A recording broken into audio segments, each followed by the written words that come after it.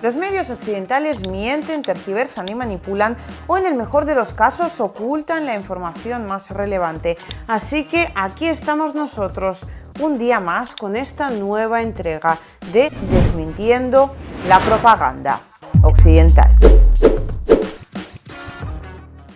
Todo apunta a que, como diríamos en España, en Ucrania se está liando parda, y hoy vamos a comentar uno de los asuntos que yo creo que más debería preocupar a las élites ucranianas, puesto que ahora mismo dentro del país se está desarrollando prácticamente toda una guerra civil, y la única razón por la cual todavía no se ha desatado del todo es el hecho de que Vladimir Zelensky tampoco es que se esté sintiendo impune. Vamos, el hecho de que el país realmente está más dividido imposible. Pero lo cierto es que, teniendo en cuenta lo que veníamos comentando recientemente, ahora mismo el frente ucraniano se encuentra en una situación terriblemente peligrosa, y en este sentido varias cosas. En primer lugar, y antes de nada, aquí vengo a hablar de mi libro. Por fin puedo utilizar la frase de aquí vengo a hablar de mi libro. Bueno, los que hayáis visto los vídeos anteriores ya sabréis que he sacado mi página web, donde pues poco a poco se irán publicando contenidos en exclusiva, y así pues será un sitio donde poder encontrar en el caso de que la censura apriete demasiado.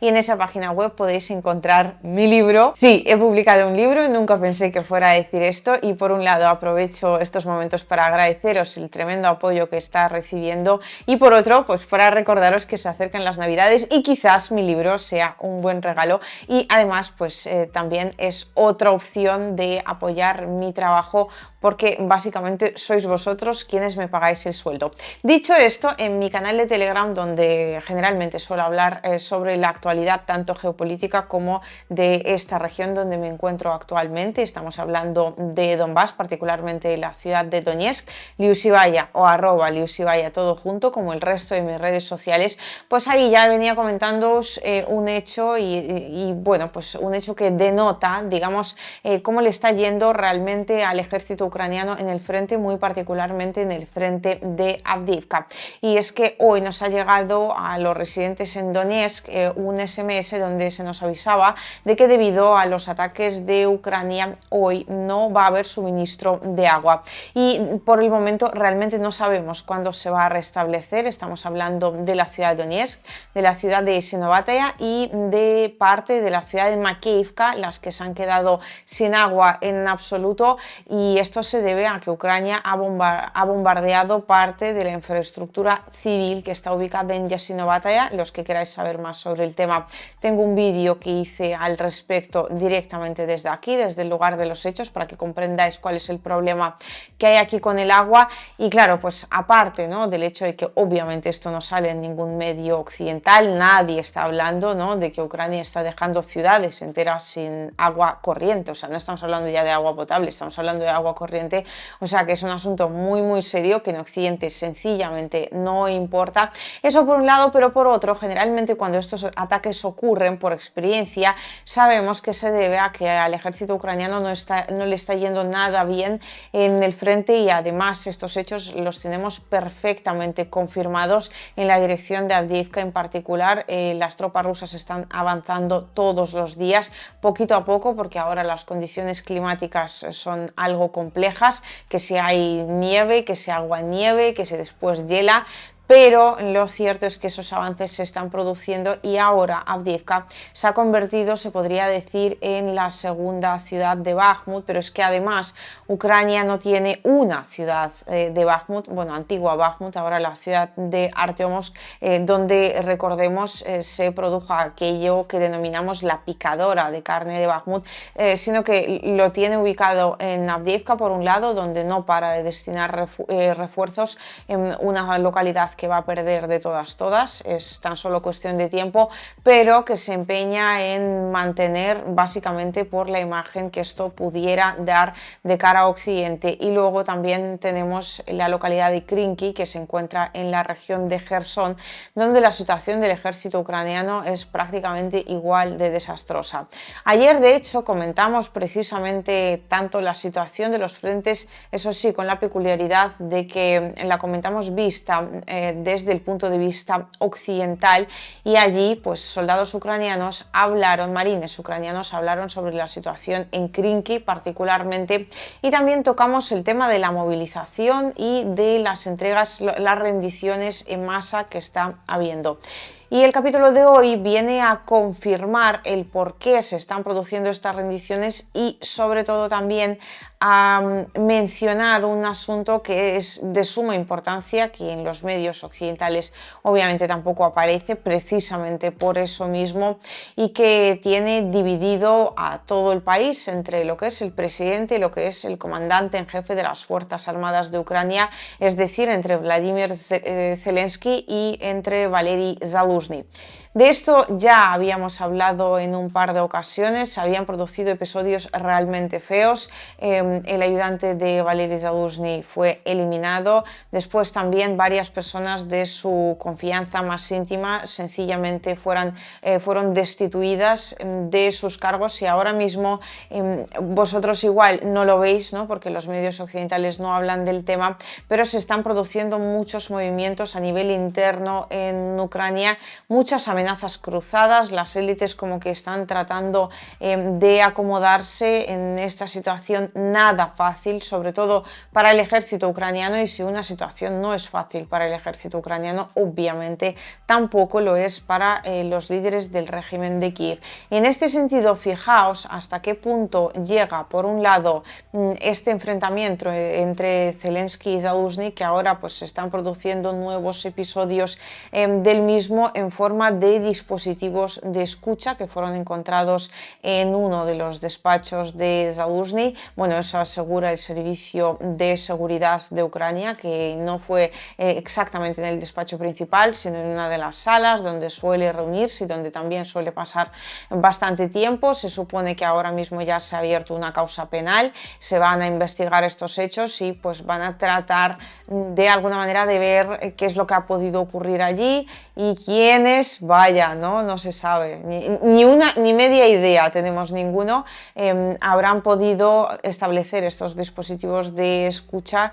para, pudiera ser que espiar al comandante en jefe de las Fuerzas Armadas de Ucrania. De verdad, ¿alguna idea tenéis de quién hubiera podido ser y por qué hubiera podido hacerlo? En el caso de que sí, por favor, dejad vuestras sugerencias en comentarios, a ver cuántas personas han podido de alguna manera adivinar con esa bola de cristal. Y claro, pues tened en cuenta que esto se produce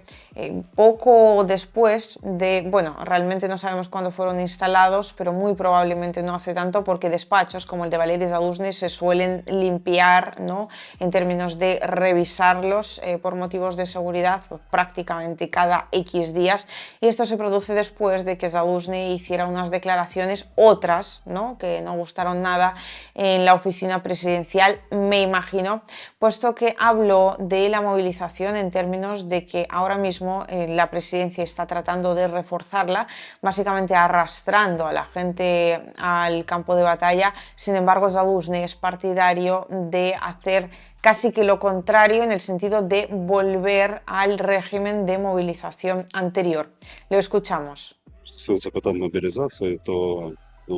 її не то, що треба підсилювати, а повернути в ті межі, ті рамки, які працювали раніше. Тому що зараз це, скажімо так, проблема тих хлопців, які воюють на передньому краї. Їх має хтось замінювати, їх має хтось допомагати, і вони зараз, з часом залишаються сам на сам, а це зовсім неправильно. Його просто треба повернути на ті рамки, в яких воно було, в яких воно працювало раніше. Eso por un lado. Por otro, la estrategia militar de Zaluzhny sigue sin casarse para nada con la estrategia aprobada y por lo tanto también apoyada desde la presidencia, pero además cada vez más figuras de Ucrania, figuras importantes, ¿no? A nivel político, militar, dentro del país, se están pronunciando respecto a esta movilización forzosa que lleva meses teniendo lugar, porque claro, tened en cuenta que aquí todo tiene muchísima relación. Están intentando tapar agujeros en Avdiivka, están intentando mantener esa cabeza de puente en Krinky y entonces necesitan cada vez más y más carne de cañón y además los suministros de municiones ahora no están siendo realmente tan grandes como lo solían ser. Estamos hablando obviamente de los suministros de municiones, armamento por parte de Occidente, así que cuantas menos municiones hay, más soldados ucranianos se necesitan para, a su vez, valga la redundancia, tapar también ese agujero básicamente, y es muy triste, pero es así, con sus cuerpos. En este sentido, el jefe de la Dirección Principal de Inteligencia de Ucrania, Kirill Budanov, también se ha expresado en términos de criticar la movilización tal y como se está llevando a cabo ahora mismo, aunque eso sí, de una forma algo más, bueno, yo diría que algo más encubierta, ¿no? Por algo es el jefe de la Dirección Principal de Inteligencia. Todos los que quisieron venir, vinieron en los primeros 6 meses. ¿A quién movilizan ahora? Desafortunadamente no habrá una buena respuesta aquí. Si no se encuentra motivación para ellos, no importa cuántas personas sean obligadas o movilizadas de acuerdo con las normas legales. Su eficiencia será casi nula. Esto es, en principio, lo que ocurre últimamente. Que sí, efectivamente, me imagino que es algo absolutamente obvio, no sé por qué no lo han previsto desde el régimen de Kiev o sencillamente les ha dado igual. Los movilizados de forma forzosa se entregan, se rinden en masa, no quieren luchar y además la gran mayoría de ellos, también lo comentaba Kirill Budanov, no entienden ni siquiera cuál es exactamente la causa que están defendiendo. O sea, él hablaba de que por supuesto defienden a su país, quieren a su país, etcétera, etcétera, etcétera, pero no están viendo digamos, peligro real de la toma de ciudades o incluso al revés, que algunas localidades las dan prácticamente por perdidas y no entienden por qué exactamente tienen que seguir defendiéndolas con su vida o al menos con su integridad física. Y en este sentido, fijaos cómo sigue, ¿no?, este capítulo de la movilización forzosa que necesariamente viene seguido por el tema de las rendiciones en masa, que aquellos oficiales que se están dedicando precisamente a realizar, a llevar a cabo esta movilización, no gozan, digamos, de demasiada popularidad en Ucrania, ni tampoco están teniendo demasiadas consideraciones a la hora de publicar según qué cosas en las redes sociales, alardeando del hecho de que parecen ser los elegidos por el mismísimo Zelensky para vivir la vida padre, ¿no?, como diríamos en España, mientras sus compatriotas están pereciendo en el frente. En este sentido, uno de los oficiales que se dedica precisamente al tema de la movilización pone de manifiesto que en este asunto hay más corrupción de la que ni siquiera nos hubiéramos podido nunca imaginar, puesto que mientras por un lado él y sus compañeros están movilizando a chavales jóvenes y ya realmente no tan jóvenes, puesto que hay hombres de más de 60 años luchando en las filas del ejército de Ucrania, porque como carne de cañón vale básicamente cualquiera, pues los oficiales que están llevando a cabo estas movilizaciones